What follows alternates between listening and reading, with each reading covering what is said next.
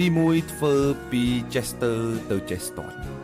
ខ្ញុំធ្វើការជាមួយនឹងគ្រូខ្ញុំដំបូងគាត់និយាយប្រាប់ខ្ញុំថាគ្មាននរណាម្នាក់អត់ខ្ចោះទេបើយើងគិតថាធ្វើអ្វីទៅបានផលហើយល្អប្រសើរសម្រាប់ជីវិតរបស់យើងគឺយើងចាប់ផ្ដើមធ្វើទៅគ្មានអ្នកណាខំប្រឹងមួយថ្ងៃបានផលនោះទេសូម្បីតែដាំបាយក៏ត្រូវការពេល10ទៅ30នាទីដែរដើម្បីឆ្អិនអ្នកខ្លះគាត់មានសមត្ថភាពខ្លាំងមែនទែន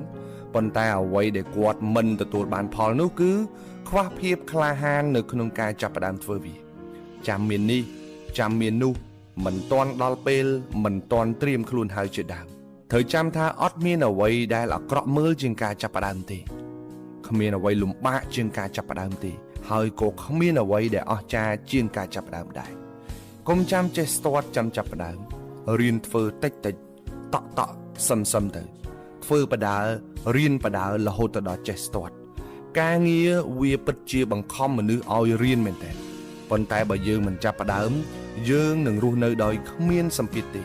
ចុងក្រោយយើងនៅតែប៉ុណ្ណឹងកុំចាំមានអ្វីគ្រប់យ៉ាងចាំចាប់ផ្ដើមអ្នកត្រូវតែចាប់ផ្ដើមដើម្បីមានអ្វីគ្រប់យ៉ាងនៅក្នុងជីវិតរបស់យើងទី2ចាប់ផ្ដើមទៅ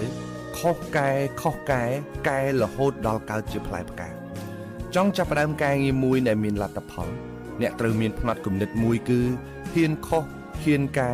ហ៊ានទទួលយកការពិតកុំបោះបង់កុំប្រៀបធៀបគ្មានការចាប់ផ្ដើមណាដែល perfect 100% ទេហើយក៏គ្មានអ្នកណាធ្វើអីភ្លាមចេញលទ្ធផលល្អភ្លាម